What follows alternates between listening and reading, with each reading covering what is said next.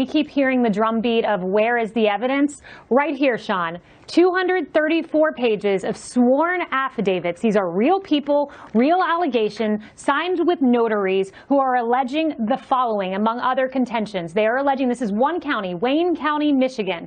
They are saying that there was a batch of ballots where 60% had the same signature. They are saying that 35 ballots had no voter record, but they were counted anyway, that 50 ballots were run multiple times through a tabulation machine, that one woman said her son was deceased, but nevertheless somehow voted. These are one of many, many allegations in one county, in a county no less, where our poll watchers were in many cases threatened with racial harassment.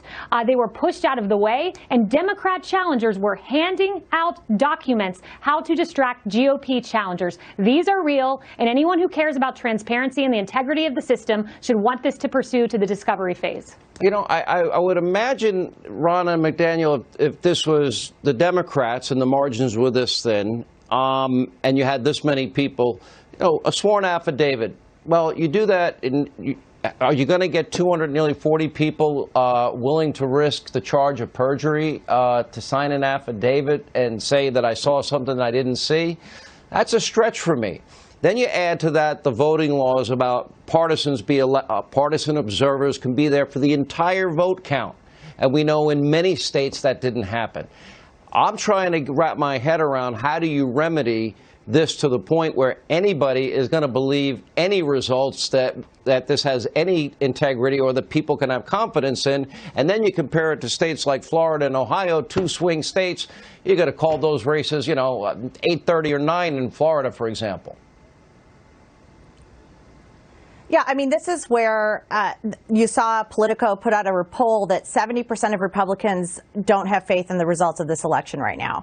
And this is why. It's been rigged from the beginning. Rigged from the laws that were being passed in the name of COVID to create a porous election. Rigged in the sense that they kicked Republicans out of poll watching and observing. Why do you do that if you have nothing to hide? And now you have a media that's rigging it again by saying, we're not going to even listen to these stories. We're not even going to validate the 11,000 incident reports that we have, the 500 affidavits we have across these states, people testifying under oath how they were disenfranchised from this problem. That's the problem.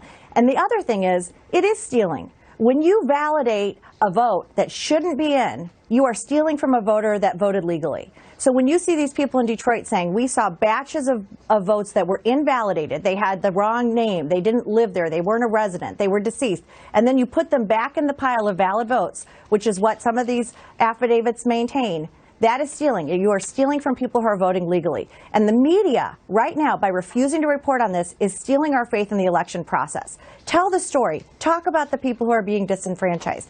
People across this country deserve to have election integrity, faith in our election system, and believe that there is election integrity. And that's why the RNC is going to pursue this to the very end. We can never let this happen again. You said 11,000. Exactly right. And then you have states like Pennsylvania where they just threw away signature verification altogether. These are key methods we use to make sure the people voting are actually the people who are deserving of the enfranchisement of that ballot. Here in Michigan, again, one county, 234 pages of affidavits. In this case, there are multiple eyewitnesses who said we went to the poll books to go find the voter. We observed them go to the poll books, not find the voter, and enter in a new entry with the birth date of January 1st, 1900. Tell me how that works. Integrity in the system That's a very happy matters. old person.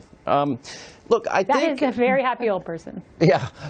No, it didn't happen. And the president wants justice for the 70 million plus forgotten men and women in this country who showed up to vote for him, who deserve to have their allegations heard by a court of law. To Rana's point, you had 687,000 ballots without poll watchers who were able to observe. They were a football field away from observing. To your point, Sean, our Constitution is crystal clear that legislatures determine the time, manner, and place of an election. And then you have a hack Secretary of State and Secretary of State Bookvar in Pennsylvania who has tweeted horrible things about this president, misrepresenting what she would do to ballots to the Supreme Court, only to then be rebuked by Justice Alito. The Constitution matters. These men and women matter. Their voices will be heard. And for 4 years, we got nothing but the Democrats questioning an election with a phony, lying conspiracy theory, coupled with their propagandists in the media mob, They lied to all of us. But we're not allowed to make sure the integrity of the vote. That's an interesting argument on their side. Thank you.